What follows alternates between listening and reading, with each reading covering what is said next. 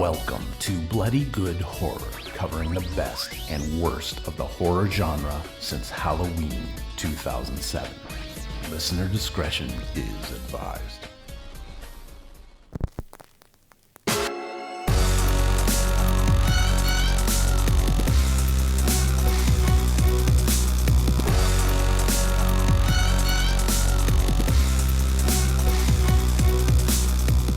Hello everybody and welcome to another exciting episode of Bloody Good Horror. My name's Eric and I'll be your host for this evening, where we will be discussing The Boy, amongst many other things. I'm the editor-in-chief over at bloodygoodhorror.com. First up, joining me tonight, he makes the webpage, Mark, with links. That's what you do. With hyperlinks. His name is Mark. Hi. He is also worth mentioning, the daily managing editor of bloodygoodhorror.com. I know, thanks, man. I just thought of another thing that we should talk about, which is me discovering the backups of the original version of Bloody Good Horror from 2002. Oh, yeah, let's talk about that in a minute here. But first up, joining me right now from BGH, the new class, all the way now from the West Coast. We officially have a West Coast correspondent. His name's Evan. Hey, what's up? So does that mean it's just like the afternoon there right now? I guess it's like dinner time. It is 5-ish. Yeah. What does one do in LA at 5-ish? Like drink Cosmos or something? People drink Cosmos or they do podcasts. Right. So or both. that's, Yeah. It's a very beautiful day here, though. I imagine it is. It's not winter in the Northeast, so. That's true. That's very true. Last up here tonight, co-host of a podcast about the Real Housewives. Also the resident beer expert here at BGH. His name is Joe. Because those two things always go together, don't they? Mm-hmm. Yeah, that's all I got. I called in you and then started typing, Joe. You're supposed to just pick it up. Yeah, wow. Start bebopping and scatting. This is where we used to live, Eric. Yeah. Oh, man. This is where we used to live. Crooked landlord, crooked moan. How did we even get on the Bare Naked Ladies pre-show? Because I wrote Chickadee China, the Chinese chicken. Oh, yeah. Okay. Yeah, that'll do it. That'll do it usually. You got to check out Rock. Because that could literally not be anything else than the Barely Good. Yeah. It's true, yeah. How about I'm stuck and never stop sticking? I don't really have a plan going into the show, Mark, so we're missing Schnaps, Mr. Schnars. Snaps. Another one of them fancy business meetings. Casey's got a real excuse. He's got some stuff going on at home. But yeah, we decided just to roll heavy with the four of us tonight. Just do this. Sasscast. Woo! Sasscast. Feels good, right? Like it feels like natural for the first time in like 4 or 5 years. It feels like, we've shed off all the excess weight, and now it's like we're this lean, mean podcasting machine. Yeah. Wow. Mm-hmm. It's a little less racist up in here with John. Hey, Mark. Yeah. I don't really have a plan, so tell me something going on at Bloody Good Horror. It really doesn't matter what. Just tell me something. So we've got new reviews every day. We've got trailers going up. Cece actually posted, so she did this a couple times like a year or so ago, but she's writing a column called See It or Read It. So it's running down releases for that month and then recommending books that are in a similar vein. And it's up to you to kind of decide whether you want to read it or see it. So if you go to the website, that's up there. I will have a new drinking game from Sophie published on Thursday, Cool. which is probably the day you're hearing this, hopefully. And that will be for Sleepaway Camp. And there is a drink every time the movie is terrible. It's every second of every part. Drink when penis. Yes, drink when penis. The so that went up. I derailed myself. I know, that wasn't even me. I know, but yeah, so we've got that coming up, and we've also got some content planning stuff coming up. So hopefully you'll be seeing all sorts of new stuff. Some of our writers have expressed interest in doing more kind of editorial stuff in addition to reviews. So be on the lookout for that stuff coming up pretty soon. And there was a tweet with BGH on Mortal Kombat this past weekend, and Evan tells me that they're doing Mortal Kombat Annihilation. Evan, so what, had you ever seen Mortal Kombat? I'll preface, this was my pick because we kind of switch off doing series, and I'm a longtime fan of the Mortal Kombat films and games. Very cool. So I thought it was a good choice. Okay, so you were into the games. What's your favorite one? Ooh. Yeah, Well, I would say number 3 for SNES was my fave. But I also love 10 a lot. It's been great. So Yeah, I haven't played 10, but I've watched a lot of streams. It looks pretty I you wish can they play as released Jason, 10. and it's legit. Yeah, well, actually now Leatherface, Yeah, and Predator, Predator, and it's awesome. Mark, your guy, Bo Raicho, was in there. yeah, Yeah. fat drunk guy. That's right. I actually I only played Mortal Kombat X. Nothing's more humiliating than getting your ass kicked over and over by fucking Bo Raicho, but let me tell you about it. I only played Mortal Kombat X a handful of times, but I'm really into Farah and Tor, which is like Master yeah. Blaster kind of scenario, like a big dumb Mhm. dude with a little lady on top of him that tells him what to do. That guy's It's legit. pretty awesome, yeah. But they haven't released it for Mac yet, so I don't have Oh, it. yeah, I did like MK9, but let me tell you, it's busted as hell on the PC. Oh. Like it runs, but it's just so oddly buggy and glitchy. So, and I've heard nothing but bad things about the PC port of 10. So, I don't know. Maybe when it's like cheap on a Lame. Steam sale or something. But Yeah. Well, I bought a Star Wars strategy game from like 2001 yesterday on Good Old Games. There you go. Joe, you know what's a cool thing? Star Wars. Wait, what was the name of the? Is that the one you were talking about before? No, so I'm playing. I'm also playing this free-to-play iOS game called Galaxy of Heroes, which is like the friggin' greatest designed thing I've ever seen, and is like scary, attuned to the way that the human brain works in a really frightening way. But no, I just bought. I don't know what it's called. I have to look it up during the break. It's Is it like Warcraft, like the original Warcraft? It's Is sort of it's it's an overhead like isometric. It kind of looks like StarCrafty a little bit. It's like Yeah. a real or time. Warcraft, or the original Warcraft. Was that was yeah. that like that? Yeah, I had that one. I played that, the Star Wars one for sure. It came I out played like that. around prequels because it's got like Naboo stuff in it and stuff. Yeah, I like that one a lot. I thought it was a lot of fun. But yeah, it's like only a couple bucks on Good Old Games. You should check that out, Joe. Anyway, I want to get into it because it looked cool. I'm still on just a wicked Star Wars jag that I can't seem to get myself out of. So I feel you. to be honest, I'm not really trying. So Nah, me neither. you know what I really want is one of those giant TIE fighters. Have you seen those? Yeah. Giant replica TIE fighters, but like this big though. Oh, I have Like bigger than my camera I have frame. this one that But yo, like this big though. you can put popcorn in. That's cool. Yeah. Yeah. That's the one That from is pretty Disneyland. It's from Disney. Yeah. People lose their shit for popcorn buckets at Disney World. Are you near Oh, Disney I right was. now, Evan? I mean, I'm like 40 minutes away. Wow. That's more So orange. Joe, if you are walking around Disney with a fancy popcorn bucket and a bunch of pins, are you automatically the most popular person? I'm not ashamed to admit I have done some pin trading in my day. I'm surprised there's not like a name for it, like pinning or something. You guys should do a podcast where like Joe hosts it, and what he does every week is he sends Evan to Disney to like scope new things out and then tell him and report back about it on the show. You know what though? There are already about 400 podcasts with that Yeah. exact same thing going on. Sadly, That's terrifying to we'll me. stick to our manly Real Housewives podcast. Yeah. Yeah, why don't you tell me about that a little bit? That was a revelation on the show last week. Revelation in the sense that I forgot it was a thing, not that I'd never heard it before.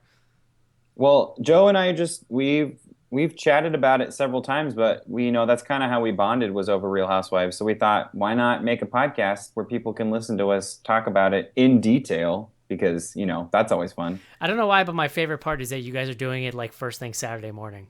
Did you Yeah. actually listen to it? Not yet, no. Sorry.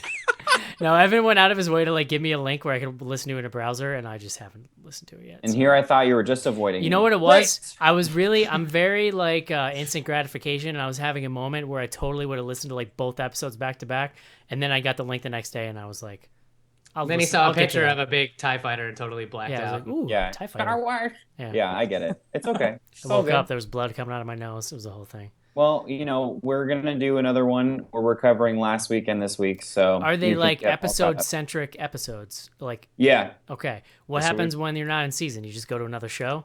Well, there's Well, constantly like right Is there now always there's- one on? Right now, there's 3 different Real Housewives shows on, and then we also talk about Vanderpump Rules, which is like a spin-off of the Beverly Hills.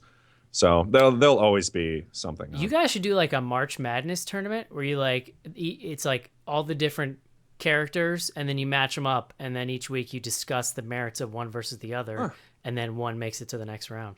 That could definitely be like. Look a at this little- guy giving you ideas Yeah, for a podcast. I'm making your podcast for you. Yeah, This is I'm I'm gold. into it. I'm into it. But I don't think we actually said the name of the show is the Friends of the Real Housewives. That's right. And you Find can it that way in iTunes. Yeah, find it in iTunes. And then what's the Twitter, Evan? It's just at Friends RH. There you go. Although I do love, Mark last week said Bloody Good Housewives, and I'm pretty mad that didn't happen. Well, I referred to both of you today over email as the Real Housewives of BGH, so. Which I enjoyed. Yeah. I thought that was supposed to be insulting, but I was like, I love it. No, it wasn't really. I mean, it I was know, like, I'm just I'll call it a playful jab. How's that? Yeah, but I love it. I'm sure this probably exists, but you could call it the House Husbands too, if you're into that. There's a show, I feel like it's on BET. It's the Real Husbands Husbands of Hollywood. with Kevin Hart. Yeah. There you go. Too far. We've gone too far. Anything else? Was there anything else actually movie related we wanted to talk about, Mark? We want to talk about The Witch. Witch. Yeah, that trailer is crazy. I think I'm getting it confused though because there's totally another movie about witches too that I keep seeing trailers for. What? That's Are you more. sure you're not confusing it with the Witcher video game? No. It actually looks like a sequel to the Hansel and Gretel Witch Hunter, but without Hansel and Gretel. Like this other movie I'm talking about. I don't know what it's called. I have not. I think seen it's just that called trailer. The Last Witch Hunter, right? Oh, Oh, the Vin Diesel Yes. one? Yeah. Isn't that already out? So for Diesel? some reason, those two trailers are mixing in my head, even though they're totally different movies. They're so different. Tell me about Yeah. The Witch, Mark. I mean, so it's pretty obviously set back, as far as I could tell, during the kind of Salem witch trial-y sort of Right, yes. situation. And it's the trailer is kind of cryptic. It looks super indie. So I saw now it's coming back to me. I saw the trailer in a theater this weekend, and I thought that was not a made for wide consumption movie. Like it looks to me like something made for festivals that was just really, really good, and somebody picked it up because it doesn't have the beats of a normal Hollywood trailer. And you know what, too? Like you can, Which is a good thing. From I mean- years and years of watching trailers, you can sort of tell. You can actually tell a lot about a movie based on, what, like the pull quotes they get from reviews. Because if something just says tremendous, that sentence could be like, this movie was a tremendous piece of shit, But the one pull quote they have is like, I feel like I'm watching something that I shouldn't be watching. And just for some reason reading that, I was like, ugh. Just Yeah, kinda it's all got me, from like nerd movie websites too. It's all from like moviegasm.com. I'll see from one of my professors that went to Sundance when it was playing, who's very hard on horror movies, especially. He told me that it was amazing. Wow. So, I mean, that made me feel really good. Yeah. Super spooky. It Well, reminds Evan- me of John and I saw this movie back in New York called Black Mass, which I don't think we ever did a review for or anything, but had the same sort of vibe. My film teacher refused to watch horror movies because she was too scared by them. So we had an entire film class, like intro to film, that had zero mention of horror movies. Well, that's dumb. Like literally, we talked about Psycho briefly, and that was it. Is there anything better than college film classes? I tried to get her to let me show the Texas Chainsaw Massacre in class, and she wasn't into it. Would have been fun. Though. Yeah. That's a really good impression of her. No, Eric, we can't play it. Oh God. Jeez. Is had, it bringing like- back memories? No, for some reason I just got a flashback from the Poughkeepsie tapes. You're like a creepy serial killer with a bird mask. I mean, I try. That's what that sounded like to me. Or like maybe someone doing a doll voice, but I guess we'll get to that in a little bit. Brahms. Ramsey. Joe, Yes, sir. what are we drinking tonight while we talk about creepy dolls? Oh man. Hopefully We're talking something about- strong. We're talking about The Boy tonight, and The Boy stars one of the Walking Dead people who goes to the UK. Lauren Cohen. Yeah, that too. Goes to the UK, and what she thinks is going to be a babysitting job, and it turns out she's just going to be watching a creepy little doll that the parents pretend is alive. So in honor of that, something? ain't that a thing? So in honor of that, I picked a beer from the good folks at Southern Tier Brewing Company, which is in the middle of just fucking nowhere in New York. And the beer is simply called Live. Live is a pale ale, and the name is sort of a play off the fact that during the brewing process, they actually, you kind of make the wort, which is like sort of the boiling process, and after that, you let the water get to a sort of reasonable temperature, and you put the yeast in, and the yeast is actually alive and is eating the sugars, and it's actually what makes beer and what makes alcohol the fun part. So during that time, the That's beer pretty is like, deep, Joe. yeah. And thanks, don't man. the yeast basically like poop the alcohol out, isn't it? They like, do. So okay. yeah, like it's almost like the exhaust of while they eat the sugars. So that's what kind of makes the alcohol in there. So during that time, the beer is actually almost like a live thing. And a lot of brewers or different beers actually It's pretty heavy. leave those active yeast in the bottle when they bottle their beer. It's actually called bottle conditioning. But this is a pale ale. Oh, excuse me. Hello. Pale ale comes in at about 5.5% alcohol, so not super high, but not a little tiny beer. A good amount of like citrus hops with this, so you get sort of that lemony or like grapefruit flavor to it, but not like super overpowering like an IPA or anything. Southern Tier just puts out great beers, like everything they do. I think every time we talk about them, we obviously have to mention Pumpkin that they put out yearly. And yeah, live is really great. Their IPA they put out is great. Just everything they do is really well done. So you should definitely check out their stuff if you can get it. And they distribute pretty far throughout the U.S., so you should be able to find it. stbcbeer.com is their website, and check them out. I just feel like you really get this segment, Joe. Unlike some other people that do these things. Appreciate it. Oh. Shots fired. I just learned so many things in that one segment. It's As I'm fun sure to our learn. listeners did. It's all made up. I don't know what the hell I'm talking about. Well, that is Joe's beer recommendation, something you get every week here at Bloody Good Horror. Now let's take a quick break so that we can discuss The Boy. Investigator Lodge. Good morning. Good morning. How are you? I'm all right. I want to ask you a bunch of questions, and I want to have them answered immediately. Okay. Who is your daddy, and what does he do? Hi, this is Adrienne Barbeau, and you're listening to Bloody Good Horror.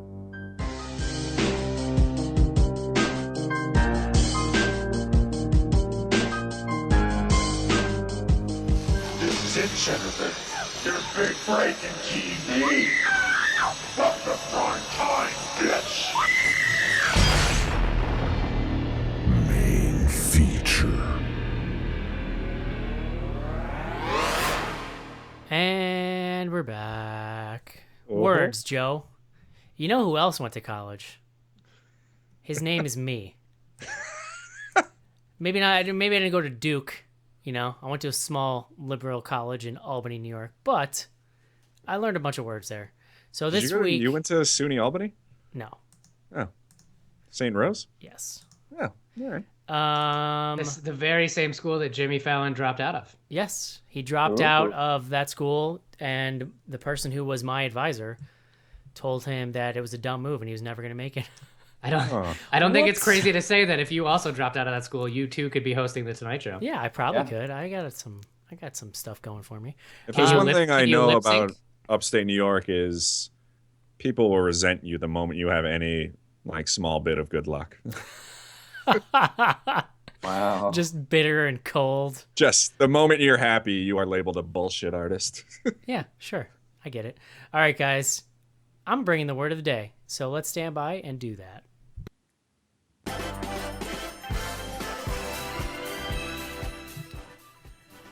All right. Today's word of the day is pediophobia, Damn. a fear of dolls or a fear of children. Huh. From Wikipedia, pediophobia, also known as a fear of dolls, is a relatively common kind of phobia. It is marked by an anxiety that is associated with a range of dolls, from old-fashioned china dolls and porcelain dolls to ones that talk and move. Pediophobia is considered a branch of automatonophobia, or fear of humanoid figures. Wow. There's also a great chart on the Wikipedia page about the uncanny valley and the reasons why that makes people uncomfortable. So that's pretty fun. Cool. Pediophobia. It comes from the Greek paidion, or little child. Ooh. How about that? Does I learned someone a want to lot look up? Someone want to look up pedophilia and see if that takes us where? No, I think I'm okay. Nope. I'm good. I use my work computer. Real dolls. Mark, why don't you tell me what this movie's about? Oh, okay. So I mean, Joe pretty much summed it up in his beer recommendation. But this movie follows a woman who is I forget her character's name, but she is from the U.S. and it's hinted at pretty early on that she's had some troubles in her life and is trying to escape. So she has flown off to the U.K. and answered a call for a nanny, for a live-in nanny. And she arrives at this house, which is like just kind of this like, pretty, I don't even know what she was, like Victorian sort of. It seemed like a real old. I believe the technical term is old. Yeah, so old. It was old as shit. And so she meets the parents pretty early on, who seemed like oddly old to have a young child. And pretty soon it's revealed that the child she's going to be watching is in fact a very well-dressed porcelain doll. Somehow the age of the parents didn't really click with me until later on in the movie, which is silly because they're like Bernie Sanders old. Yeah, they're both. I mean, they make it pretty clear that they're super political old. this week, huh? All right. And so it's kind of so like going into this, there's this leap of logic of like, why would she agree to do it? And the idea is that they're very well off, so she's getting paid a shit ton of money to watch this doll. Well, they give her a reason. I mean, you can say it. What you find out early on in the movie is that she's basically gone to the UK specifically to escape like an abusive boyfriend. You find out more details about that later, but she's basically early on, she has a convo with her friend in the US, and that comes out basically like she's got a restraining order against her ex. Right. Some shit went down, so she kind of needed to get away and cool off. And so like I think part of that is because it plays later into the script, but I think it also helps give her motivation as to why the hell she would stay here. And you know what I mean? Because she needs the money. She's gone. She's out of her country and can't really go back. Right. So pretty early on, she kind of just like, this was in the trailer, but she's like, this is really creeping me out, and throws a blanket over the doll. Just doesn't think about it. And then, really weird shit starts to happen. And in the middle of that, she meets the grocery boy who comes to the house. He's not really a boy. The grocery man. He's all man, Mark. He's all man. He comes to the house every week, was. and they kind of start this budding relationship. And there's always this weird thing of like, should she be taking care of the doll, whatever. And as creepier shit starts to happen, she actually starts to sort of believe in the doll being real, or there being something kind of weird going on. And also, we talk about it, but form like sort of fascinating. Like she actually gets attached to the doll and starts feeling she goes from empathy for it. She goes from throwing the blanket over the top of it to like literally carrying it with her everywhere she goes, and like it. There's all these rules that you're supposed to follow, which were also hinted at in the trailer. And she starts to take these more and more seriously as like creepy shit's happening. Like it's pretty standard living doll shit where she sets it down in one place and it disappears and ends up another place, or she hears like weird crying in the middle of the night. So I think I'm gonna leave it at that, because there's this movie, like there's a huge spoiler that we're gonna get into, but that's about as far as I can get without really getting into spoilers. Yeah, and unfortunately, like man, I think if you listen to this show and hear the spoiler, it's gonna kind of like damper your enjoyment of the movie some. But also, like, we have to talk about it to talk about this movie as a whole. So we'll try to hold off for a little while, because there's actually plenty to kind of dig into in the first 2.5 acts or whatever. Was it just me? Like, for a lot of this movie, or like the first 2 acts, I just kept like going over the scenario in my head, and I found it interesting that she immediately was like, I'm not doing this. Like she immediately threw the sheet over it. Like, I don't know. Wouldn't we like sort of do it? Like, I don't know. I know that sounds insane, but part of me felt like, what a dick move to just immediately throw the. I get it, it's a doll, it's not real, but I don't know. I mean, I think you might be like putting a little bit of your understanding of like what the doll is premise. onto it. Like if you were left alone in a home with a doll, would you really like carry it around and like leave? I actually think it might creep me out more to lock it in a room. Like if I couldn't see it, I might be more freaked out. I don't know. I feel like for the first couple of days, I would kind of feel like, all right, well, maybe I should. Yeah, like why not? What the hell? I'm here by she's there by herself anyway, doing nothing. Yeah. I get the carrying around part. Clean out the rat traps. Yeah. But like I don't know if I would sit there and feed it a meal and then throw it away and then put its clothes on. Like that's the stuff that I'm like, okay. I just Man, live I'm in looking at a constant picture of this fear doll that in our video. It's a creepy doll. What's in this? that house, I think I would live in constant fear that like they had cameras or something watching me, so I Right. might as well. So Like, I totally thought that too, because if those people, I mean, now they're like really old, so they probably don't understand like closed circuit technology. But if somebody came at you with that crazy of a request, I would 100% assume that they were somehow monitoring. They don't me. own a Nest Cam. Yeah, They exactly. don't have that hooked up in their old ass house. Exactly. They're not Skyping into their boy doll. yeah. Mark, Yeah. I know you weren't super psyched for this. What'd you think kind of coming out of it? You know, we're gonna say this a bunch of times, and it's probably to anyone who like hasn't seen the movie yet. I feel like the first 2/3 of this movie is like just so boring. Most of it. There's a couple really cool moments, and like I can talk about that later. It's got some but- moments, but it's definitely slow. But it's like really slow burning, and so at a point you're like, "Where the fuck is this movie going?" And then they throw this twist at you, and you're like, "Wow, okay, Yeah. That's, you know, we talk about this a lot. Like an ending can make or break the movie, and I feel like this movie is totally made by just like an out of nowhere twist. And the more I think about it, the more I kind of like it. Like, you know, we talk about like to me, the worst thing a film can be is like forgettable, and the twist of this movie kind of makes it unforgettable. And I rarely say this about like creepy doll movies or like things that hint at the supernatural, but I feel like I almost kind of want to watch this again with the twist in mind. I actually think it's to see if scarier there's like some after really, you know. you know, to see if there's some like well planted clues along the way, because I did not see it coming, and you really can't. I can't stress that enough. That I agree with you, Eric. That like I think if you are kind of interested in seeing it, don't listen to this. Just go see it and then listen to the podcast. Yeah, I because, might like, might actually say that too. Yeah, It's not terrible. Like, you know what I mean? If you're tuning in and wanting to hear us rag on how bad it is, that's not really what this episode's going to be. So if you were kind of interested in seeing it, I think I would agree with Mark on that. Yeah, I mean, it just took me so off guard. So like at the end of the day, like it's not. I don't think it's amazing, but I would relent that it was way better than I thought it had. I think at the end of the year, whether or not it makes anybody's top 10s, we're going to be talking about the last act of this. This is going to be a solid number 10 or 11. I can feel it. Or like right, honorable mention. Yeah. Evan, what about you?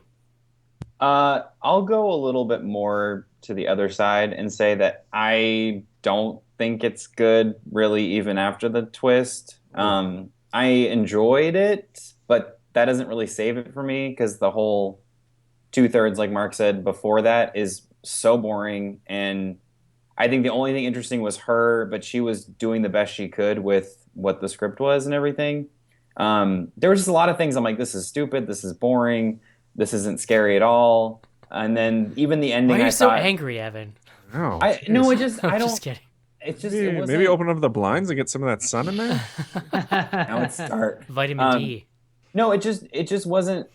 I was sort of excited going in, but not enough that it would, if it wasn't great, I would be upset or something. It was just kind of like, this is stupid. And there's a lot of lines that were dropped that we can talk about that try to set up the ending. And I'm just like, this is goofy. Like I didn't know exactly what was going to happen, but I felt like it's got to be one of two things. And it was one of those things. So, and then at the end, all that stuff like doesn't make any sense. But, I just think it's weird decisions by someone who doesn't really know what to do with that kind of story. But, Damn.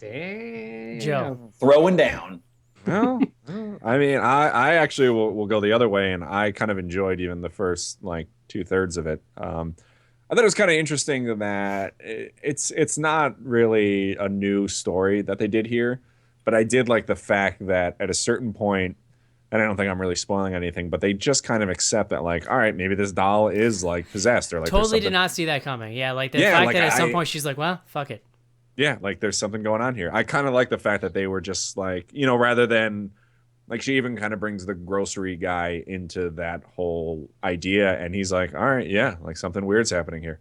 I kind of like the fact that they just accepted that and then tried to like figure out how to work around it. Like I thought it was entertaining enough. I thought she was really, really good in this. She's a good actress. Yeah, I thought she was definitely great. And then, the twist, I think I'm with Evan. Like, I wasn't super surprised. Like, I kind of saw it coming, but I still really like the way that they revealed it. I mean, we kind of talked about it on email. We'll talk about it later. Like, I think they did, the best possible reveal that they could have with this. So yeah, I mean, overall, I think I had really low expectations of this just based on even, what the story's about, but I really enjoyed it. Yeah.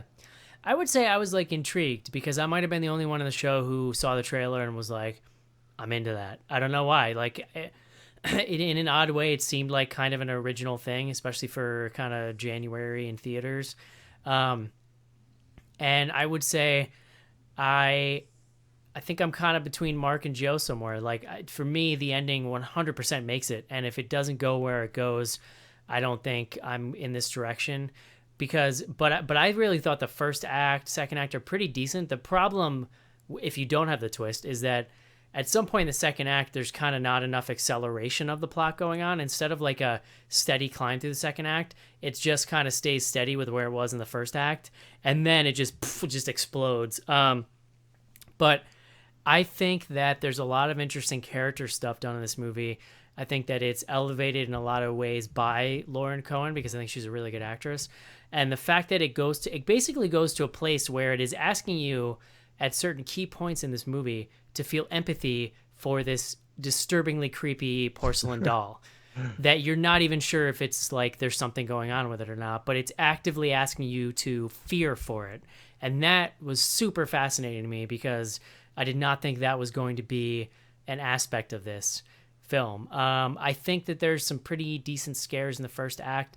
I think that maybe it kind of rehashes stuff a little bit too much in the first act. Like, by the time you're in the second act, you're like, it's kind of the same crap over and over, scare-wise. And then this batshit crazy thing comes out of nowhere in the third act, and I literally was like, what? Like, I literally kind of popped up in my chair. The doll's been dead the whole time. And everybody after the movie was just sort of, wow. Like, literally just people not even knowing how to react. So that was kind of fun. So yeah, I like this movie a lot. It's weird. It's a really weird movie. It's really like, you weird watch too. the trailer and you might think like, oh, I know all the beats in that movie, but you really don't. Like, it really is bizarre.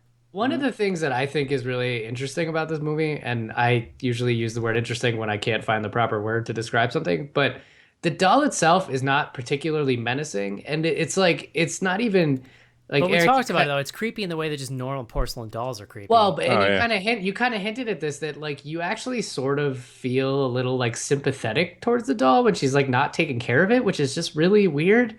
But it's more explicit later on in the movie, the like him being in danger thing. I mean, if you think of something like Annabelle, right? We were joking about this last week, that the Annabelle doll is like the most sinister looking fucking doll ever, and this was just not. This was like kind of a blank canvas that you could just project whatever you're feeling onto it. You know? Sure. And in that way, I think it's really interesting. It's also like really fucking goofy in that way. Like, she's carrying around a porcelain doll through a good portion of this movie.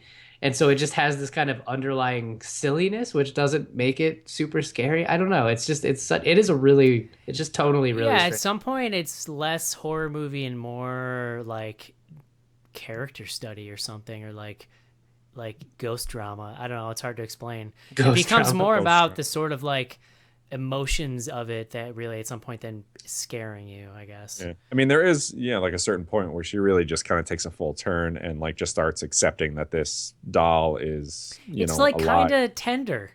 Yeah. She's like making him sandwiches and playing the piano, and you do kind of get like the aspect of there's a certain part where she's starting to lose her shit too, like something up in her head is starting to maybe not click. She's getting a little batty.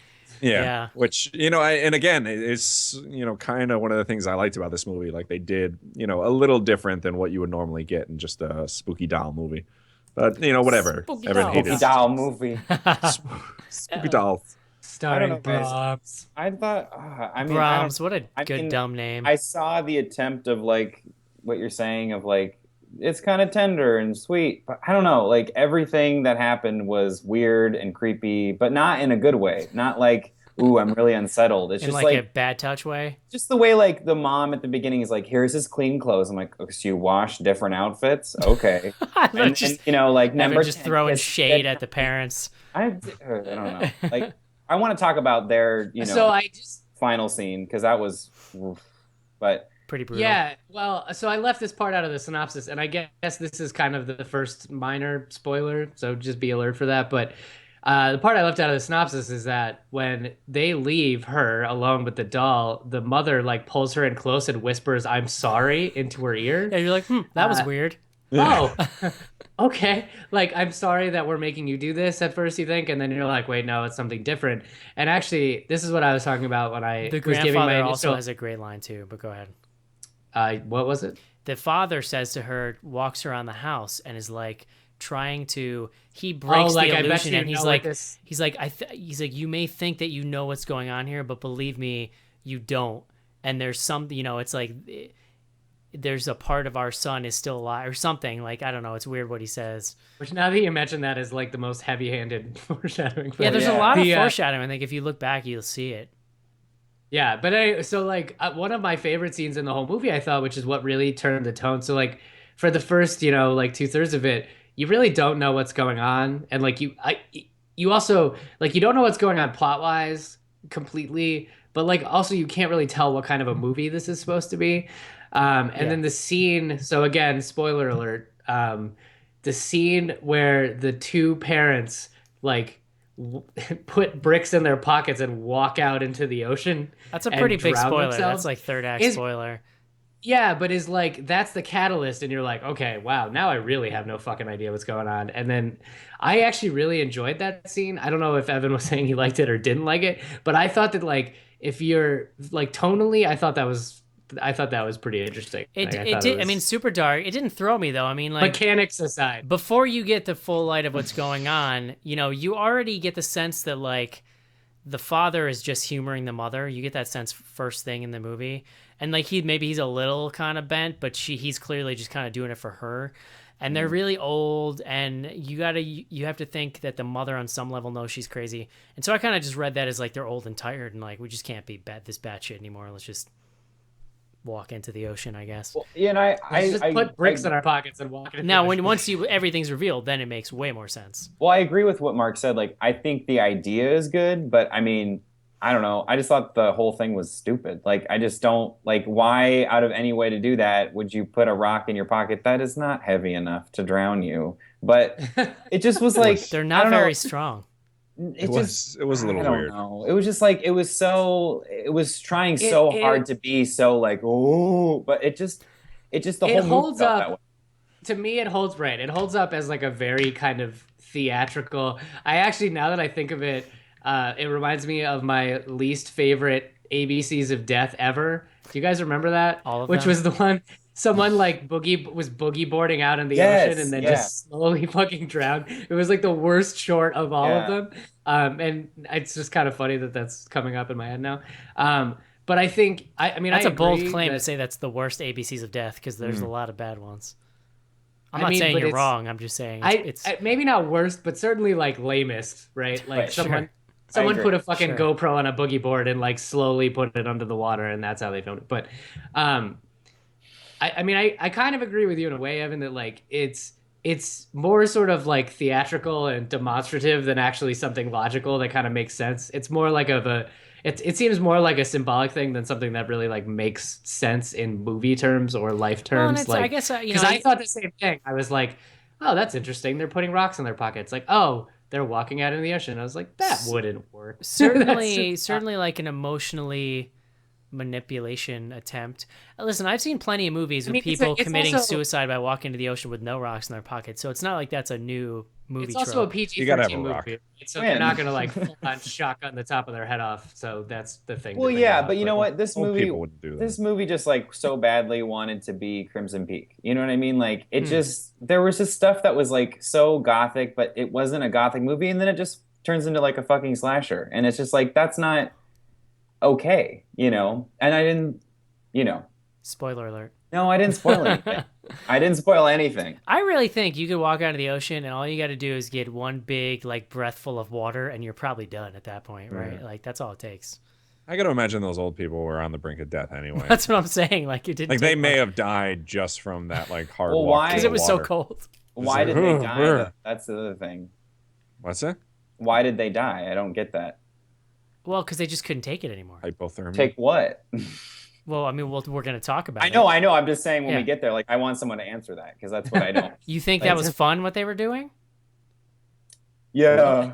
No, I mean, No. like, I mean, I think largely in a way, they're emotionally, figuratively, literally captive in that situation.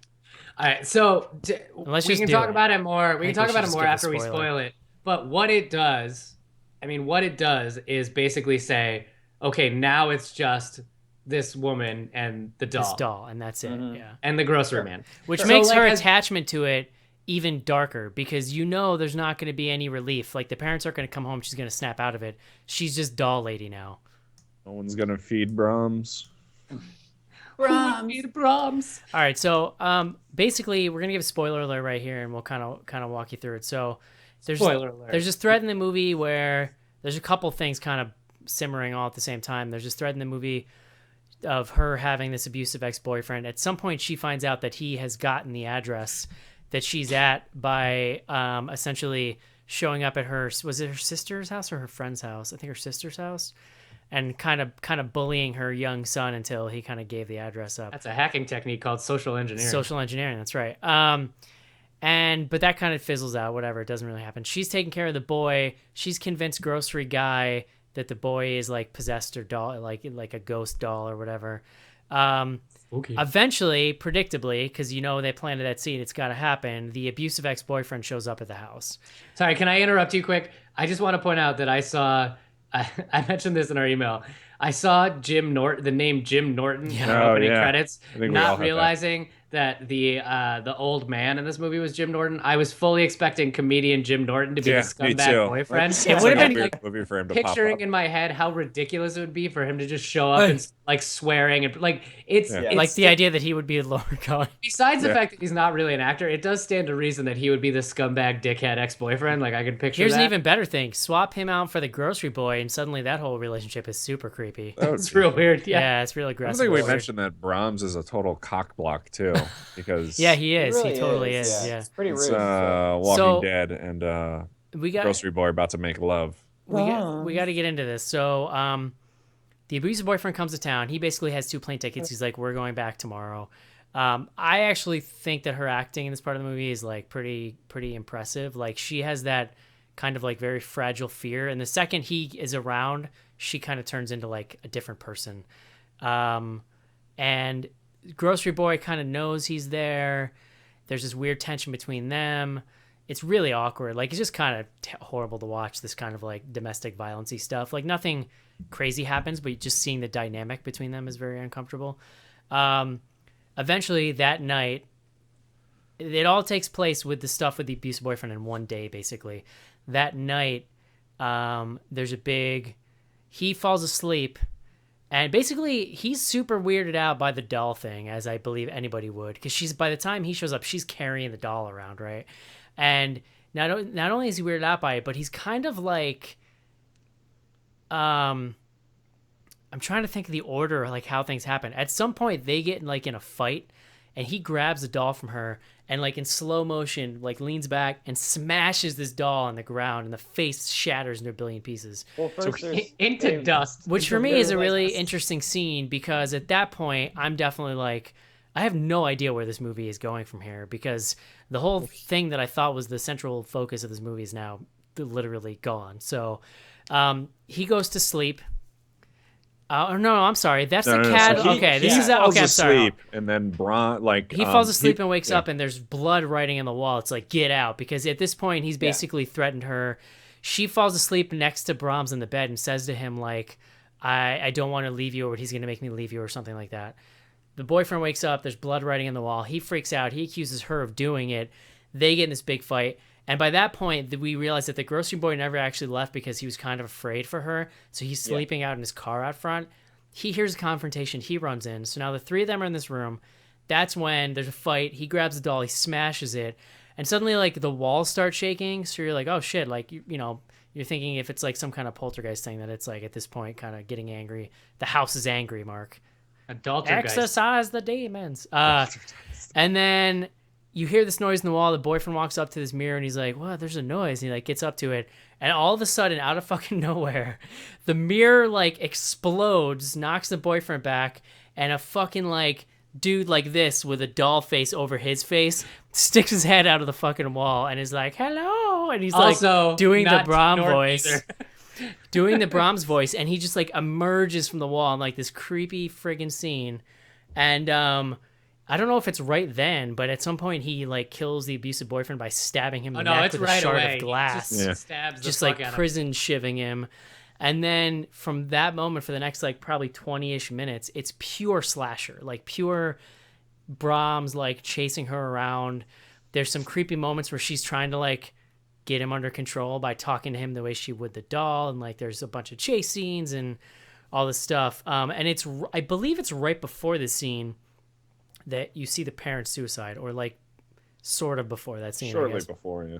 Because at that, the parents' suicide leads you to start going like, well, that's interesting. And then I think once you see him, for me, I was like, became super obvious why they committed suicide, because they were basically like, they knew the kid. So what you find out in the first act that we never mentioned was that when he asks about Brahms, they say that basically he was always kind of weird, and he had like a girl from the town over, and there was a big fire in his room or something. I don't remember what the catalyst for that was, but she died, and then they told the police that he died too and was burned up in the fire. But what you now realize is that they basically were protecting him, and that's why he was been living in the walls for his whole life, because they lied and said he had died in this fire or whatever. So, I mean, to me, it made sense that they committed suicide, because they're basically like, they're taking care of this creepy wall guy in his like weird chest hair. And like, we also left out, I just, it's a somewhat minor detail, but before they walk out into the water, they pen a letter and send it to him that says like, "She's yours now," basically. So yeah, so earlier in the film, when you see them commit suicide, they pen a letter to her first that's telling they're like, "I'm sorry, blah blah blah, you have to do this or something." Right. And then another reveal after the big twist is that they wrote him a letter saying she's yours. And then we find out that he has like a creepy like hair doll with her dress on that he's been doing gross stuff to in the basement. I do love the idea that, by the way, there was tissues like on the bed. So next to I'm it, so excited we spoil this, because there's like so much logistical shit we have to figure out. But I do love the idea that among like doing all this creepy shit, like moving the doll around, he's also checking the mail. Like he's also getting the mail. Yeah. Well, they could have left that. No, my guess was they left that for him in his little cell there before they left, or that they gave it to him. No, I don't think so. I think that They he wrote it got and it, sent it. because they made a point to see that she got the like stamped mail interesting. and just Yeah. threw it in the pile with everything else. I thought that was just her letter, though. No, because they had because written if it they was showed her writing it while they were gone. So unless they teleported it there, they had to send it. I thought there was like a passage of time, showed though. the part where she got the stamped letter and like threw it in the basket. That was. So basically, yeah, what's been going on is this: he's now a grown man, has been literally wearing a creepy China doll mask. He's been living in the walls, and so he's the one been making the creepy noises, the creepy voices, moving the doll, and that sort of thing. And then just this bananas slasher thing kind of unfolds for the next 20 minutes. I mean, and I'm with Mark. Like, to me, it really kind of brought the whole thing around for me. I mean, I don't know that it makes it a good movie necessarily, but it definitely makes it a less bad movie. The more I talk about it, I'm kind of with Joe. I think I kind of just liked it. Yeah. I mean, it's got some slow moments, but I think I'm into it. On its face, this movie, like, and it was part of the reason that I didn't have super high expectations. It's like, it's played very straight, but I do think, intentional or not, it does have this like really goofy kind of undercurrent to it. Sure. And I think that's what, when I ultimately said that I liked it, I think that if I accept this as like a somewhat flawed but really kind of goofy movie with a memorable ending, then that's like good enough for me. I do think that like if we start to pick at the minutia of like the logistics of well, how did this happen? Like, because really what You'd they're have to think implying- about each individual scene, really, and they do kind of imply that he's got little trapdoors in every room or whatever. Right, so they're implying that like he's constantly just kind of sneaking around the house, like moving this doll around in cheeky different ways and Cheeky. I think there's a lot. I think the early first act stuff is probably the weirdest logistical stuff because there's moments literally where like she's turned for like a few seconds and then turns around and it's sitting up or whatever. I mean, that's a little wacky, but yeah. And the fact that the idea you wouldn't hear him too, I think is. Yeah. So Evan, what was your thought on the parents thing? I want to get into this. I just this sucks because I did not think I was gonna be the only one who thought this was really bad. But It's all right, man. Isn't it neat how we all have different thoughts on things? No, I know, and that's good. It's just I hate when I sound like I'm it's terrible. It's just I think what it was that yes, I agree that the final part was like cool, but that doesn't just because you show me a whole movie full of nothing and then show me something kind of cool doesn't make the movie really cool. And that's just for me. So No, I guess sorry, I just you're was wrong, annoyed. Evan. I'm wrong. I guess I just was annoyed because the parents killed themselves, but like I don't really understand. So they apparently you guys got the feeling that they actually were kind of covering him up being alive. So they knew that, and then they hiring some nanny to come and become who they were, like his caretaker, basically. I think that they were done. They couldn't do it anymore, but they were too guilty to just leave him alone, and so that's why they tried to get somebody. So this was a whole plan. Like we're gonna hire a nanny from America, and we're gonna go and kill ourselves. I mean, I guess I can Yes. sort of see your point, Evan, because at this point, I mean, they're you know, people who take care of a doll while their son lives in the walls. So, But like, why? Yeah. Why is there a doll? Like, what? Why? Like, I don't understand. so it. the way I mean, listen, it's batshit crazy. All right, like I'm not gonna argue that point, but the logic to me is that they can't have the son just kind of be existing out in the open, and so but the mother kind of obviously has this need to kind of care for him and protect him, and so the doll's like a proxy basically for her to like, and also they're just batshit crazy. But don't they literally the parents live are like, insane. Don't they live in like the middle of nowhere and no one comes to the house except for the grocer? Like they have someone bring them food. Like why does he have to hide? Like no one comes there except for the family. Like just doesn't... I'm kind of glad you brought this up because now I am like I'm gonna say that no matter what I say, I still enjoyed watching this movie for however silly it is. But I do kind of agree with you that now that I think about it, like if they're hiding him, like why is he wearing a mask? Like why? Yeah, like it's so. He probably didn't have to hide him that I also well. think though that just on its premise, Give like him a room in the garage and just never let anyone in the garage and just let him be like an angsty teenager. just based on its premise, I think this is a movie though that like you kind of have to go in and just be like, all right, she's babysitting a doll. Like that on its face is so absurd. It's honestly not that. Honestly, I would have been so into this movie if like the ending was the doll was alive. I would have been like, okay, cool. But like for you to, when you sit down and you're going to make a movie and you're going to be like, this is the premise, we're going to throw everybody off. It's going to be about a doll, but it's really about a guy in the walls. You can do that so much better. Like, just you because can. you did it differently doesn't mean that it's a good movie. So You is can there do an it argument better. to be made that the parents didn't know he was there? Because it hadn't really.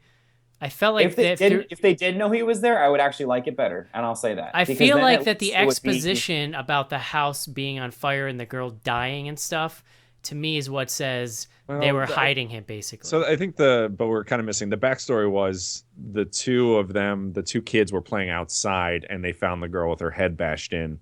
Right. And then there was a fire in the house where supposedly Brahms died. So what obviously happened was he killed the girl and then they faked this fire to make it seem like the kid died. Yeah. And then he moved into the walls. No, see, I think he killed her with fire.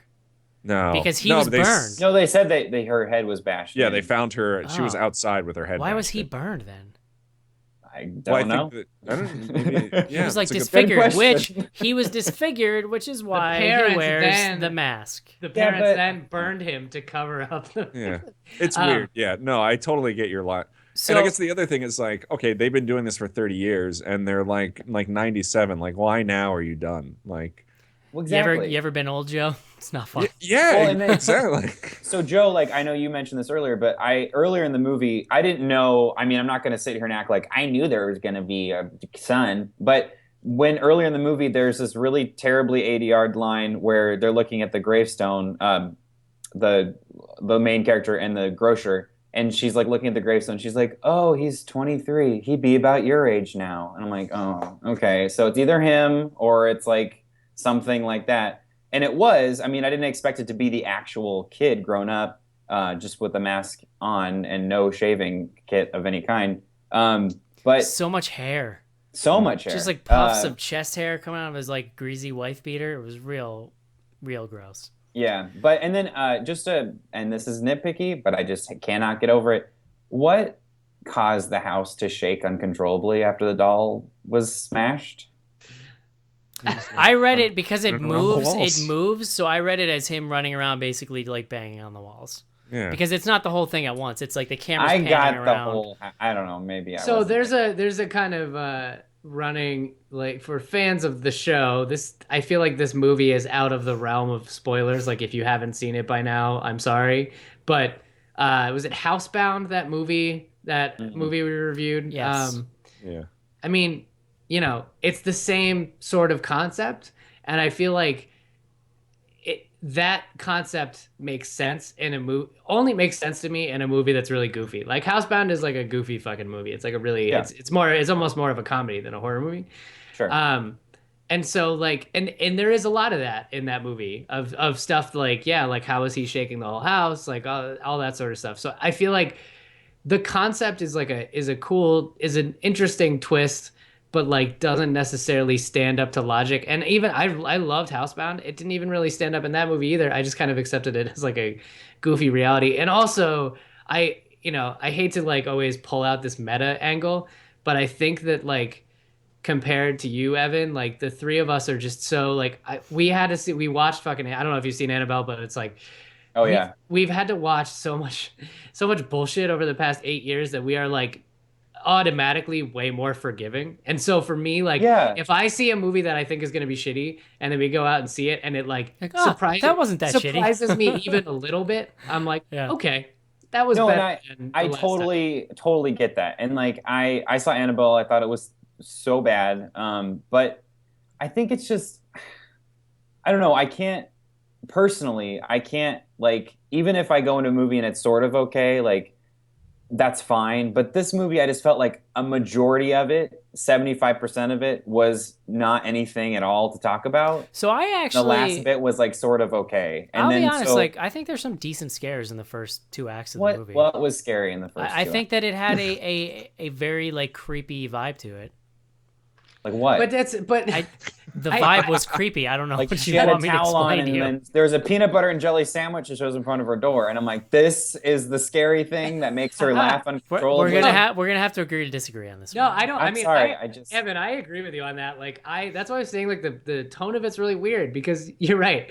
Like there's a fucking, it's supposed to be a scary moment that he like makes her a peanut butter jelly sandwich, which I don't know if you guys noticed, but the peanut butter to jelly ratio on that sandwich, I know, it was garbage. Really, I thought it was like kind of cute, and like the scene where she gets like stuck up in the attic, I thought was like kind of scary, but also super goofy. So like I mean I kind of agree with you. And like there was a jump scare that was in the trailer that was just a fucking dream. Like it wasn't like a thing that happened. There were 2 dream sequences in this movie. So like anything you see in the trailer that's like even moderately supernatural was just a dream.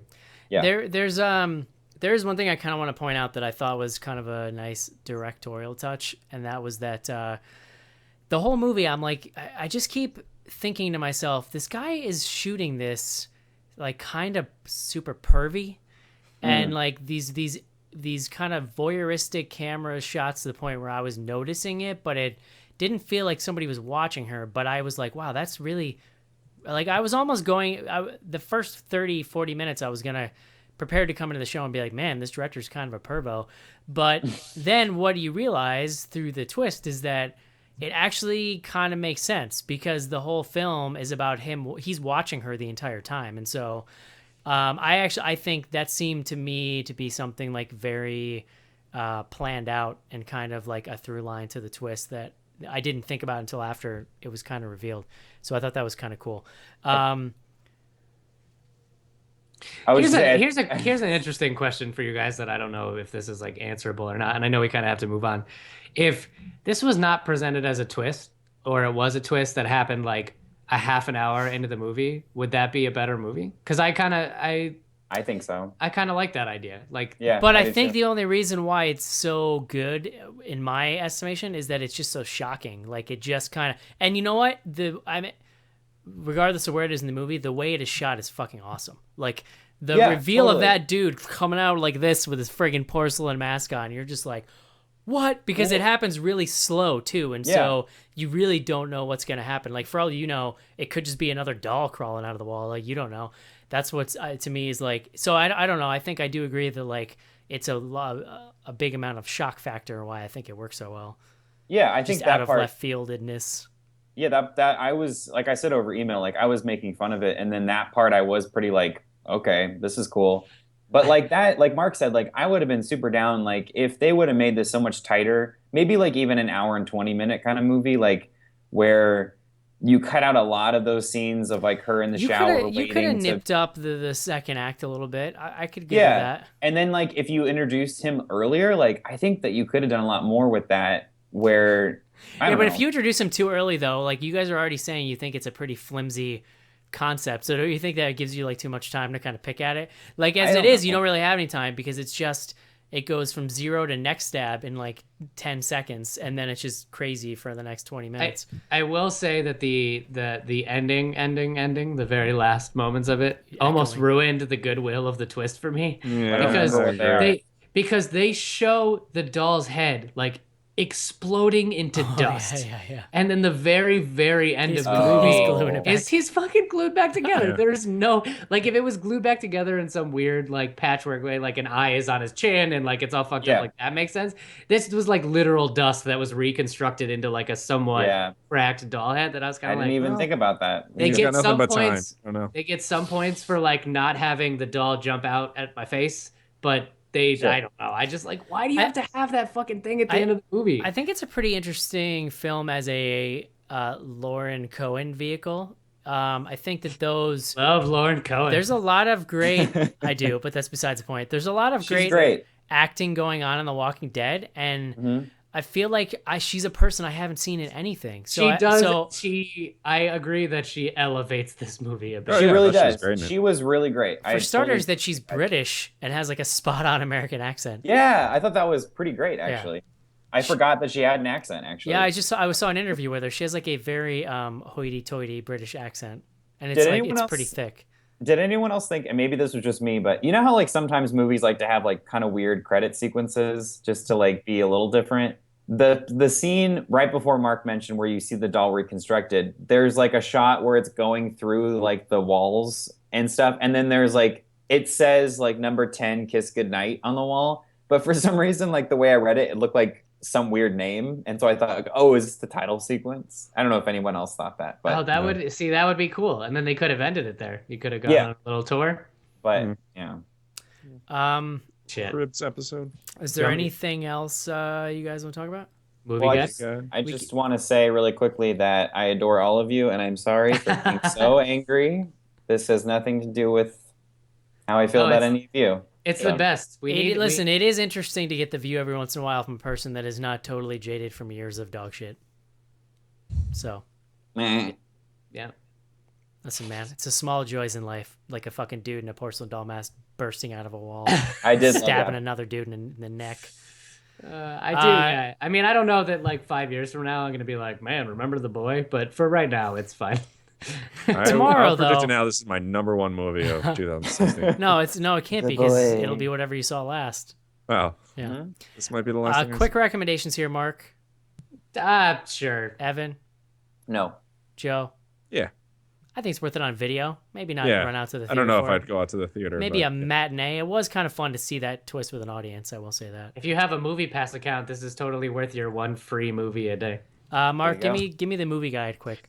Oh man, okay, so very quick. Movie Guide is a Christian leaning website that reviews movies for objectionable content so that you are not offended by the lack of Jesus when you go see movies. So The boy featured a light moral worldview. One scene shows a couple praying and mentions Jesus, but the prayer is quoted more like a ritual than a deeply held religious belief.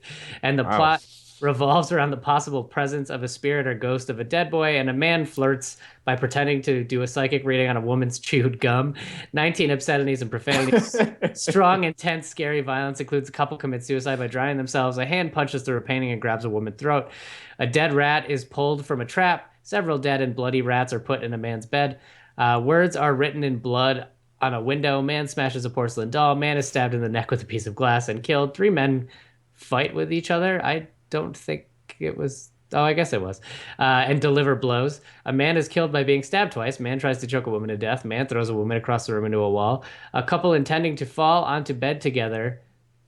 Wait, a couple intending to fall onto bed together but are interrupted. That's an interesting way of saying trying to fuck. Casual wine drinking in a couple scenes. No smoking or drugs. Nanny disobeys the instructions of her employers. Woman got pregnant. Woman got pregnant with her abusive boyfriend in the past. Man physically intimidates a woman. Ooh. Fall onto bed. Excuse me, miss. Would you mind falling onto bed with me? Would you mind breaking my fall onto this bed? Yeah. All right, guys. That's Very gonna, gentle That's sounding. going to do it for the boy. Let's take a quick break and do some fan mail. What's behind the legend? Listen, he's under the bed! And most terrifying of all, Come with me. what's behind the mirror? He's here.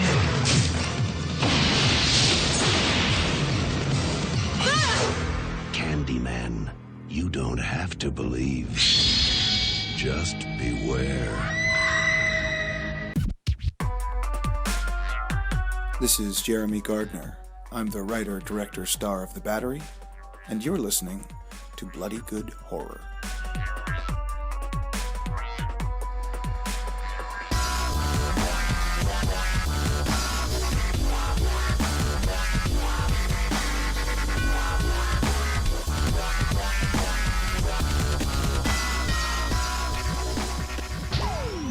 Send your emails to info@bloodygoodhorror.com or hit us up on Twitter at BGHorror with the hashtag AskBGH. And don't forget to pick up back episodes of the show at podcast.bloodygoodhorror.com.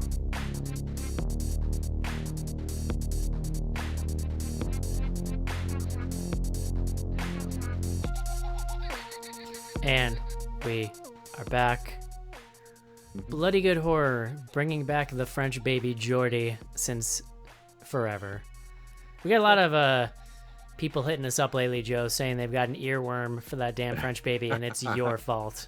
It's so hard being the baby. Like, literally multiple people on Twitter are just like, I'm watching this fucking video right now because of Joe, god damn it. I mean, I imagine it's even weirder without the like cultural context, although the cultural context doesn't make it make any more sense. But No, I don't think that helps at all. especially if you like weren't necessarily if you weren't necessarily like cognizant of what was going on in the 90s. Like, can you imagine like finding a time capsule of the 90s and just like Jordy the baby, and you're like, what the fuck was happening? I mean, even back then, I think everybody thought like, this is fucking weird. This is kind of weird, you guys. That was a lot. Yeah. That's funny. So, fan mail, info@bloodygoodhorror.com. Mark, I couldn't copy those GIFs for some reason. I don't know why. Oh, man. It like posts a Internet Explorer thing on The my... 14 people that are watching this live right now are going to be bummed as fuck. Well, they should be. Pissed. My GIF game is on fleek, son. info@bloodygoodhorror.com's email address. First up, Molly. New patron, and laughed my absolute face off just now after listening to the Knock Knock show and reminiscing about Justin and Dr. Mambo. Then who do I see making a cameo in 2001 Maniacs? Why, it's goatee wearing, dope smoking, armadillo chasing Justin and Dr. Mambo. Completely floored me. Is this a prequel to Cabin Fever? Are Justin and Mambo MD ghosts? I was like, who's Justin? And then Mark pointed out that it's the owner. I guess I only ever thought of Dr. Mambo, who's the dog. I don't think that it was me that pointed it out, but It's from Cabin Fever. I'll take credit for it. BT dubs, in case you were wondering. I do wonder if like I saw think Cabin... he produced 2001 Maniacs, by the way. I do wonder if I saw Cabin Fever now, and didn't see it when I was 14, if I would still like it? I would say you wouldn't. Because I did not see it until maybe like 3 or 4 years ago. And not into it. Yeah, actually, it's funny. I did have that thought today that, like, I probably wouldn't be. Like, we went and saw that movie in theaters, and you at the time were too young to No, I even, still, I mean, I am always going to love it now because I just have nostalgia for it. But yeah, I do question how much people would like it going back to it now. And in case anyone's wondering, Eric got out of his seat and yelled at a bunch of fucking teenagers. So he's been 80 years old for like the past. Because fuck those people. 14, 15 years. They were they were awful garbage people, so they deserved it. It was actually just Eli Roth and a bunch of his friends in the theater. Next up, Brian from North Carolina. Eric's dog is adorable and should make a cameo in every episode. Here you go. He's right here. I don't appreciate being called Eric's dog.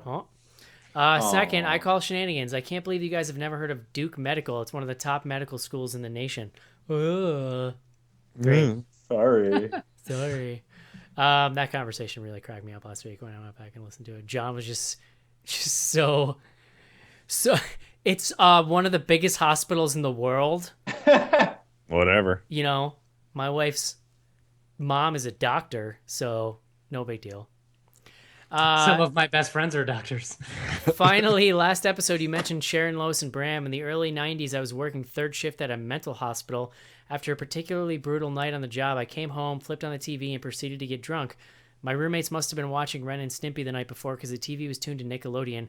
I think that may have been my first exposure to Sharon, Lois, and Bram. Anyway, to make a long story short, my roommates woke that morning to the dulcet tones of me drunkenly singing Skinamarink at the top of my lungs. Good times. Man, that's speaking of like just like fucking subtly disturbing. That shit is weird.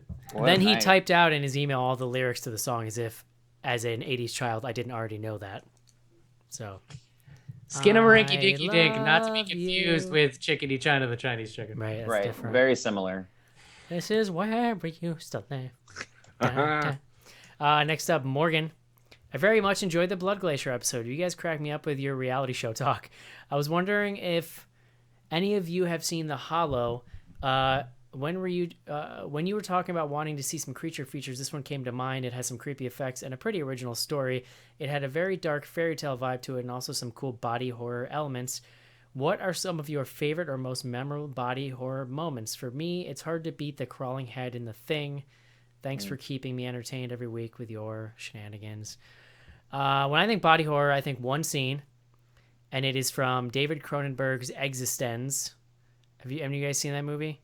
So the idea is that in the future, video game consoles are basically these like organic things that plug into your spine, and it's like you go into the world, and it literally looks like a little like placenta almost, and it's got a cord coming from it, and people are now have like little plugs installed at the base of their spines for these things, and they look like anuses, but they're like up your back a little bit, and you jab this like umbilical cord thing into the like your back anus, and that's what jacks you into this like video game world.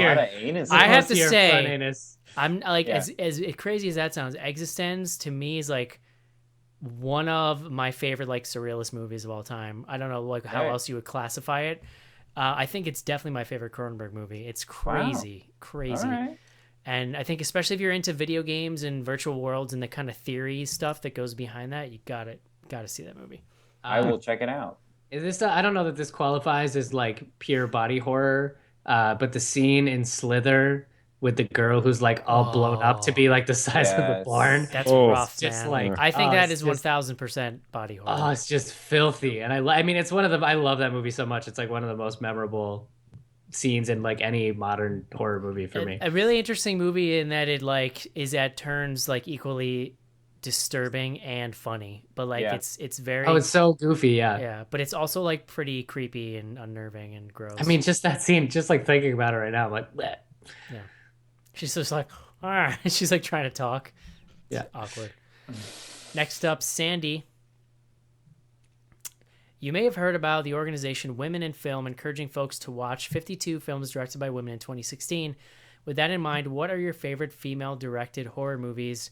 And then she sends a list of standout films. I mean, I always think of Pet Sematary, which is Mary Lambert. That's on this list. I always forget Slumber Party Massacre was directed by a woman, like a feminist author, which is really fascinating. Rita Brown. Yep. Which Slumber Party Massacre is it? The one with the girl band? That's two. That's two. We don't speak of that one. Mark, Freddy's Dead: The Final Nightmare, directed by Rachel. Fuck yeah. Rachel Talalay, who I think also did Tank Girl. Yes. Freddy's Dead. For longtime listeners will know that is the first horror film that I ever saw. So I could just read off more stuff in this list, but did you guys have any favorites that kind of? I mean, Babadook's a big one. That's really, pretty. Like I'm obviously like a more recent example. Honeymoon, which like I feel like we were kind of mixed on, but I really enjoyed. I thought that was really good. Yeah, I like Honeymoon. We are occasionally. I think it was Goodnight Mommy that Andy sent me a note that we didn't actually make a note that it was a female director. I think when we talked about. Oh, actually no, that was the episode I had to Veronica Franz skip out on, so I couldn't vouch for that. Veronica Franz and Severin Fiala. But yeah, I mean, I feel like it's the movies that are listed here, I feel like are all pretty quality. So that's I think that and I think that you are starting to see women have more of a voice in the genre now, which I think can only be a good thing. Which kind of leads into the rest of her note here. She says, on a personal note, I've sampled many horror podcasts, but BGH is the one I've been faithful to the longest, over 5 years. This is partially because it's one of the most lady-friendly that I've had the pleasure to hear. Your discussion of female characters is usually surprisingly nuanced. I also love that you feature women as contributors on the blog and the podcast. Shout out to Cece and Sophie. Thanks for what you do, Sandy. Yeah. This email actually meant a lot to me, and we kind of were like kicking it around in the back channel this week, discussing it a little bit. We started the show like pretty young, and I don't think it was always the case that we handled those things very gracefully, but I think that it's very important to me that we evolve to me as like horror fans in general, but as humans, as the only way that I can affect that is to do it in my little corner here, which is this show. And so not only like to discuss these issues better, but I also, it's been very important to me to like put my money where my mouth is and start bringing in female contributors, because those are the people who have the genuine experiences that can bring that to the show. So I think that we hope to do even more of that in 2016. We hope to get, even more women involved in the show and have Cece and Sophie on more. And also I think like take it a step further, which we tried to do lately, which is like, just because you have a female on your show doesn't mean they have to like you don't have to treat them like they're an alien representative from another world. Like, tell us about this lady world, and I think like, I think maybe there was some of that when we first started having them on, but I'd like to think now that like everybody's kind of settled in and we're just kind of doing a show naturally. You know what I mean? Seriously though, their alien world is totally I don't understand it at all. I don't understand a goddamn thing going on there. I'm just kidding. But yeah, that email was made me happy. So thank you. I'm glad. Feel sweet. Hashtag get a daughter. It's for real. It's cool to mark time like that because just like thinking back, I agree with Eric that like we weren't always. I wouldn't say we're perfect now, but we're always trying to like. And it was never anything with malice. I think we were just immature. Like we started the show, most of us were in our 20s. Yeah. So. No, I'll say Joe showed up and we got real mature real fast. Super mature. That's a different kind of mature. I'll say as like an objective fan too. Just I know I'm on the show right now, but as a fan, like. When you look at other horror things, and like not to slam anybody, but I feel like when females are involved, usually it's either to be like the sexy person in the room or like in the group, who does that kind of like female horror thing where they're like, I'm sexy but I like blood. That's kind of happens a lot with girls in horror, and I think they do that to themselves sometimes. But I think what I like about Bloody Good Horror is that we have Cece and Sophie, but they're just both like obviously kick-ass people, but like. They're just like so smart. Like they always have I am, that's for sure. No, seriously, like they're always telling me something that I have no idea about. And like just the fact that they're both just such accomplished people and give their time to Bloody Good Horror, I think it just like shows how much they also appreciate it and too. You know what? I will interrupt them all the same. Yeah. I've been arguing since they were both on that they should replace John. That's called equality. There you go. info@bloodygoodhorror.com is the email address. We're also on Twitter @BGHorror with the hashtag AskBGH. Mark. Yep, first one, RJNC. I got a drinking game for you. Take a drink every time someone interrupts Casey, and you'll be dead in 15 minutes. Is that still a thing though? Like I feel like that's not a thing anymore. Joe's over listen, it. I still continue to interrupt everybody in the show, but I do make it a special point to make sure that Casey gets his say in. And to be fair, like this show, you gotta just butt your way in, man. Like, it's 100% Eric interrupting people, and I think once I realized that, I just found myself being more comfortable with interrupting Eric. So it's really just getting in a headspace where you're willing to talk over Eric. I mean, part of it is it's bred into me. Like anyone who's ever met, like anybody in my family knows it's just a thing we do. But come from a family of classic interrupters. I'm trying to drive the show, and I'm not. This isn't an excuse because I understand I'm still doing it. It's annoying. So I'm always sort of thinking about like the next beat in the conversation, and that leads to me a lot of times like stepping on people. So I don't mean to do it, but people like the show, Mark. So maybe I should just keep doing it. I feel like it doesn't happen as often. I mean, you don't care enough to not do it, right? I feel like I'm trying to be better about it. I'm sick of that, and I'm sick of just people always making fun of Nickelback. Like, just let it go. Just let it go, man. Thank you, Joe. Like, Thanks for sticking up for me. It's been 5 years, all right? We get it. Nickelback sucks. It's very funny. Right. Have you seen the guy following Ted Cruz around Iowa? I did, yeah. Okay, that's. I just feel like be a little more creative at this point. Look at this photograph. All right, like why not? What about Hoobastank jokes? Like I think that's pretty right. Plenty of other shitty bands. Ted Cruz likes Hoobastank. Jesus. Okay, next one. This is from Alley Addict. Did you ever figure out who Timothy Oliphant was the poor man's version of BGH Classic episode 109, The Crazies? No one. He's the poor man's version of no one. I don't know. Who were we? Eric, are you thinking about it or are you just ignoring what's going on? I was thinking about something else. I don't. Did you hear what I said? Yeah. Jesus Christ. Okay. Words in we must have come up with names during that show. I remember this conversation, actually. It was one of the first shows I was on. And who is he like the poor man's version of? I really don't know. I remember reviewing other movies where I'm like, oh, this guy's like the poor man's Timothy Oliphant. But I don't think Timothy. Right, so I don't clearly think he's the poor man's anyway. So he's not the poor man's anybody. Was he the person who we poor decided man is the poor man's version of himself? What? I remember on the show we were trying to Inception? figure out because like he wasn't super famous, so like he had to be the poor man's version of someone. And we we're trying to figure out who that was. And I still argue, and I think I did on the show, that he is not anyone's. I think he's a delightful human being. Yeah, I think he's fantastic. Good-looking gentleman. Oh, yeah. There you go. I think they announced they're making a Deadwood movie. I'm very excited about that. Oh, snaps. Yeah. All right. Next one. All right, Mark. Vacant. Sorry, I'm just trying to move it along here. This one's from Vacant Village. What X-Men character would any of you be? Also, you guys should make a Crypt Keeper versus He-Man t-shirt reference from episode 361. Nice. God, I don't know. I was like Gambit from the cartoon, but yeah, he's Gambit lame. with the cards. Or I like Jean Grey a lot, but you know, Jean Grey's pretty cool. I just want to. I was there's a barcade. There's a bunch of them, but we went to this. My friend and I went to this barcade in Chicago, and we were playing the X-Men game with like the two cabinets side by side. And I think is it Colossus? I don't really know the X-Men super well. I'm pretty sure that's like it's projected down from a mirror or something too. Yeah, it's some weird thing about that cabinet. But he has this like sound effect in the game, and I can't even do it. It's like over and over. And Gambit? There was I think it was, I want to say, is it Colossus? I don't fucking know. But anyways, this dude was like very clearly on a date, and he like ditched his date to play X-Men with us, and then he was really drunk and repeated to make that noise over and over again. Just the first time he made it, we thought it was funny, and then he just kept doing it over and over again. Boy. And then finally just got up and walked away. That date ended. What a night. I bet he wasn't falling into anybody's bed after that one. Oh. Mark, before we do the rest of the Ask BGHs, can we look at BGH Classics? Oh. We haven't done this in a few weeks, and I wanted to make sure, like, so we encourage people. Like the harsh tag? We encourage people as they go back and listen to podcasts, whether they're a Patreon or a patron or whatever, to when they hear funny stuff or stuff they want to point us out or dumb things we said, to use hashtag BGH Classic. So it's been a few weeks in the show since we did, though. I apologize, but I wanted to kind of circle back around to it. There's only one besides the one I just read, which is really funny. It's from Mary McDonald.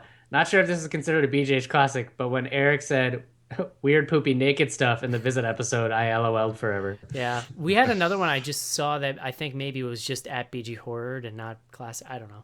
But keep sending those. We apologize. We're going to get back on it because that was fun. Yep. This one's from DRXP. Any horror comics you guys would recommend? Hashtag then who was phone? Then who was phone?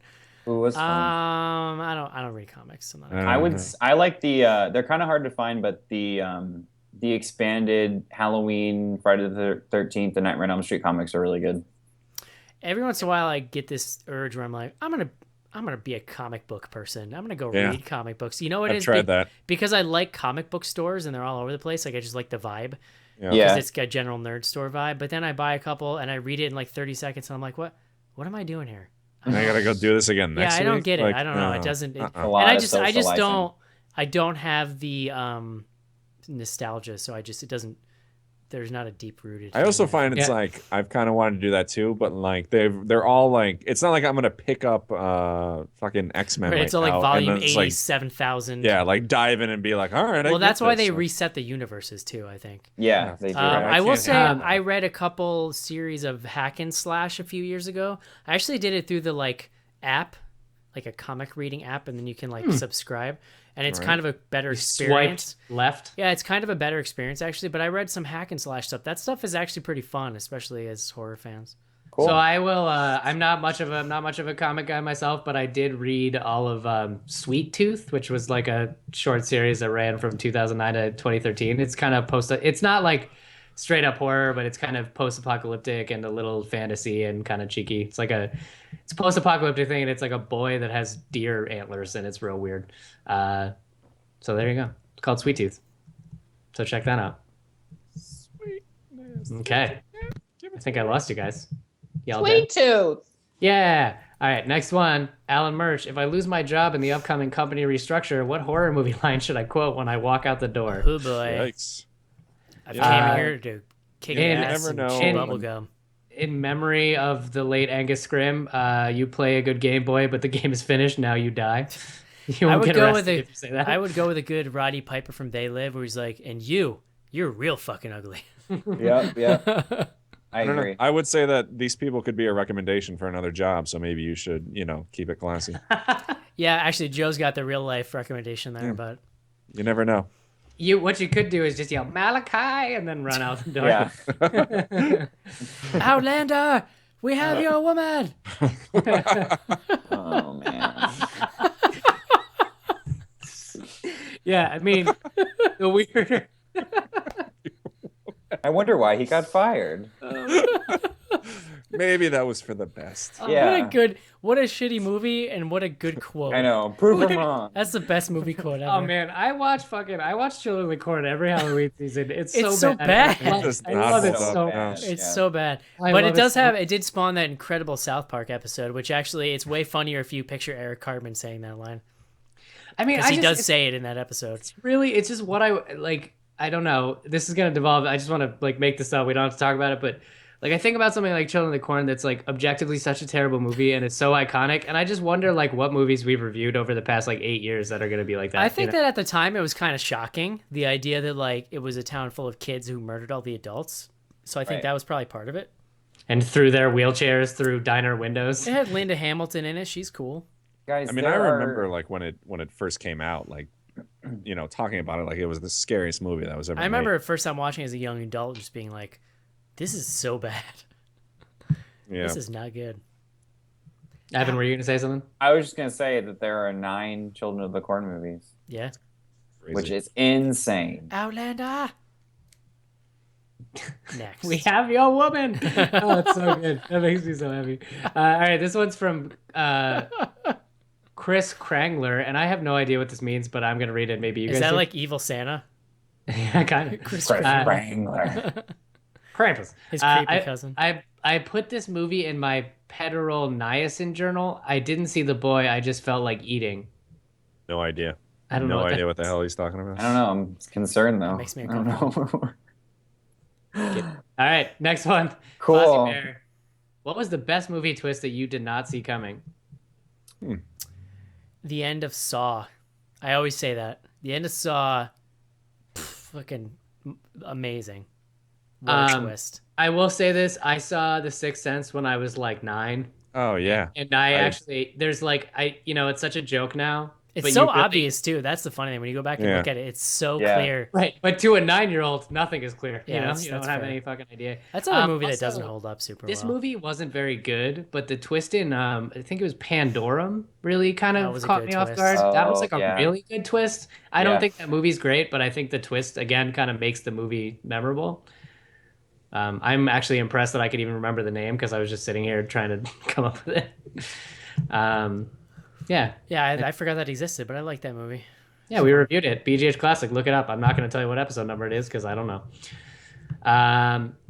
All right, we have two more. This one's from 40 Ounce Heroes. Was that towel attached to Lauren Cohen with crazy glue or some industrial adhesive? And there's an extended scene of her running around in a towel, and then she falls in the attic, and she's still got the towel on. And... Definitely worked overtime.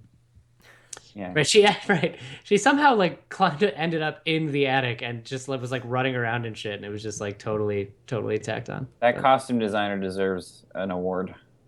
I'm sure there's some kind of tape involved. Oh That's yeah, my guess. for sure. All of the tape. Yeah. Yep. That's how I keep my towels on anyway. Or maybe they like sewed her into it and she's still wearing it to this day under She probably she wears it on the Walking Dead set. I'm pretty sure. She's just a never nude now. It was weird to see her not covered in dirt. Like she's Yeah, always just dirty. And cleaned. She Yes. was just dirty and like sticky looking. That's like seeing anyone from Orange is the New Black not in a prison jumpsuit. Yeah, It's really That's startling. Same thing. All right, last one. Time after time, HC, Broncos or Panthers? I just like to see a good game usually. Yeah, I'm not- I like the idea of the Panthers. Yeah, they're fun to watch. I'm not gonna lie, I was kind of rooting for the Patriots, being that I'm living in Boston now again. But and I know everybody fucking hates them, but, it was an ugly game. They deserved to lose. It was not good. What color are the uniforms for the Broncos and the Broncos are like Good choice. Orange and blue. Orange and blue, but like a dark orange, like a blood orange, And like a navy blue. And the Panthers are neon teal and silver and black. I'm gonna go with the Panthers then. They're pretty cool uniforms. Pretty fancy. I like to just see a close game usually. It's usually my bag. Yeah, who's the halftime? Do we know who the halftime person is? It's Coldplay. Ugh. Wow. All right. Yeah. You're never going to beat Bruce Springsteen sliding across the stage and slamming his crotch into the camera like he did that one. Yeah. I actually thought Prince was pretty amazing when he played. Yeah, I've like Prince. never listened. But I've never listened to Prince's music and never seen him live. Never given two thoughts to Prince. And I remember finishing that halftime show and being like, "Wow, that was amazing." Also, shout out to the Beyonce, which is the only halftime show I've ever watched with people, and everyone was just dead silent, staring at the screen, male and female. She was all right, but not as good as the animated gifs of her face afterwards. That's pretty good. Leave Beyonce alone. Listen, Beyonce's doing just fine. She can handle a little scorn for me. Queen Bey. Yeah. Whenever you say like that you like something or you like, I was into this, I always picture, I don't know how long ago this was, but when there was a picture of you doing like a thumbs up and then people were like putting green it screen. The green screen. People just put me in front of all the things. Prince or something like when he said, I like Prince. I like thumbs up. you in front of him.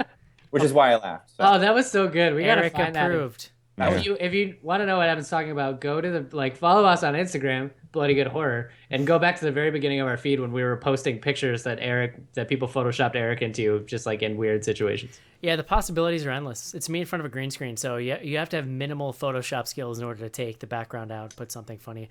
I think Fozzie or somebody An industry standard green screen. I think it was somebody put me in front of a gay pride parade float with like a bunch of sailors on floats, and I'm just like, and then sexy so sailors. the best one was somebody put me in a photo of Dr. Dre and Ice Cube, and they're giving like the West Coast sign, and I'm doing like this thumbs up, but they actually color corrected it a little bit, so I guess it looks kind of real because I used to have it up behind me in my office, and people come in and be like, "Oh my God, when did you meet these guys?" And I was To be clear, that's you don't not mean real, first of all. And second of all, if I did, I would not give a thumbs up to the camera. Why not? Clear, you don't mean blackface color corrected. You mean just No, like light, like the lighting looks identical, and we're all kind of wearing the same colored sweatshirt. It's crazy. Like it, I guess I see it. Other than just it's so absurd. How could it be real?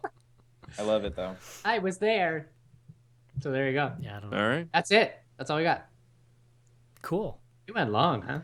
Nah, well, we started at least 15 minutes late, so we're not as long as you think. Info@bloodygoodhorror.com is email address. We're also on Twitter @BG Horror. Are we back to staff picks? For staff picks next week. I don't think we have anything. Who's staff pick? Schnarz's? John's, yeah. John's. Of what? I can't remember. Katamari Democracy. Democracy. Katamari Democracy. That's my favorite thing ever, Joe said. So then it's me and then Joe? Is that how it landed?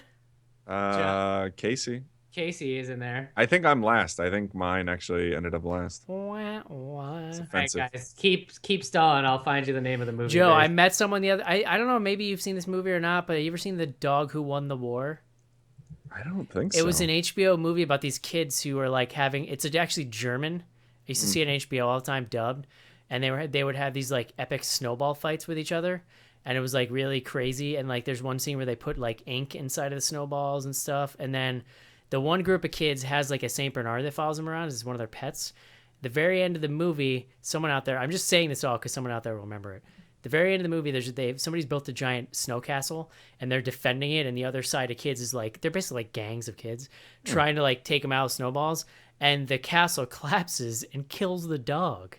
Oh my lord! And that's how they learn to come together, because these little assholes killed their dog with their snowball fight. And I just happened to be talking about it the other day, and somebody at work totally had her. It was one of those things that they played like daytime HBO. All the time. This sounds familiar the way you describe it. The Hunger is the movie. There you go. The Hunger. We should do the dog who stopped the war. Also, I would like to say, although this is a bit too far behind the curtain, when we closed, quote unquote, the survey, it was John and I tied for first, and then I believe it was Casey and then Eric, and now Casey is all the way at the top with Yakuza Apocalypse. Eric is in dead last, and Joe is second to last. Well, I think we'll go back to the way it was before. What? Yeah, no, we called it. We called it at some point. I just wanted to give you. I'm actually confident that we'll have an interesting conversation about all of the movies. I mean, they every all time sound we do interesting. these polls, every time we do these polls, we kind of deal with this like. Some people probably just don't even know what Ghostwatch is, right? Sure. And someone look at the title of the Peanut Butter Experience or Yakuza Apocalypse and be like, which is funny because like I've had so many people recommend it to me for years that I felt like, okay, I finally have to watch this thing. Yeah. Can't watch everything. And I'm really excited for the Peanut Butter Solution. The staff picks are some of my favorite episodes to listen to. It just lets us do something kind of different, like have a I love different it. conversation. Yeah, it's cool. Like we don't have to talk about mediocre, It lets us let down our hair, Yeah. Just really go for it. Just put on our self-adhesive towels and let down our hair and just go free crazy. boob it, do All right, Evan, quick plug for Tweet with BGH. Yeah, we're doing Mortal Kombat Annihilation, which is on Netflix. Thank the Lord. And so people can watch it and follow along and tweet with you guys. Hashtag tweet with BGH. That's right. Cool. Sunday night at 8 p.m. Eastern Mortal Standard Time. Kombat. And this is the sequel you guys are doing. Yes. Cool. Fight. Great. Anything else, Mark, on the site quick you want to mention? bloodygoodhorror.com. We got all sorts of new shit. We're going to be experimenting with posting different kinds of stuff. And actually, this is one of those things where I'm going to mention it because I want to do it and I need someone to hold me to it. I think eventually we're going to have a schedule of live stuff we have upcoming on the website. So tweet with BGHs and when we're recording the podcast. So that's a thing I've been thinking about that I really want to do. Sounds like a thing that needs to be curated. Yeah, but guess who wakes up every morning and does the curating? So I got not me. Shit. That's right. Yeah. So there you go. I wake every morning and watch The Office. Eat your bran. Take my dogs out. Yeah, actually, this morning I watched the Clone Wars show. Eric, thank you for finally answering the question: who let the dogs out? Who? I do. Who? And I don't let them out because they have to be on a leash. Did you guys see that post? Because I'm a responsible dog There owner. was like a really popular post. I want to say it was on Twitter or something, and it was like that moment you realize that "Who Let the Dogs Out" is actually about ugly girls in the club. Yeah. Oh. I think he's probably right. Yeah, well, then you think about it, I'm like, oh my god, that's so sad. I'm obsessed with this now. This is great. Yeah, I know. So much more I'll appreciation. dig it up and send it to you. I feel like. Yeah, I really want to see this. All right, guys, that's it. Oh wait, shoot, we haven't even played the music yet. We gotta talk about something else. Did you guys know that? Hey, Mark, have you heard from Lil Frank in a while? Because that's my favorite person to hear from SB. Remember Lil Frank? Wait, from who I now? do actually. The name. His username was Lil Frank, and I just remember it just always made me laugh. And I know you laughed. I know. I don't know. Like I feel like it's been replaced by Terrible Asshole was another. Who was the guy who just has his name? It's like Jeffrey, right? Is it Jeffrey? I think it's Jeffrey. Yeah, Dad Jeffrey. Jeffrey, the That's Jeffrey. pretty cool. It sounds so weird. A clutch. Doesn't sound right. All right, guys. info@bloodygoodhorror.com. Check us out on Instagram. Check us out on Twitter, Facebook. And if you are interested in getting back episodes of the show, check us out at patreon.com/bloodygoodhorror. That's going to do it for this week. Next week, The Hunger. We'll talk to you then. Adios. Bye. Goodbye, everyone. Bye-bye.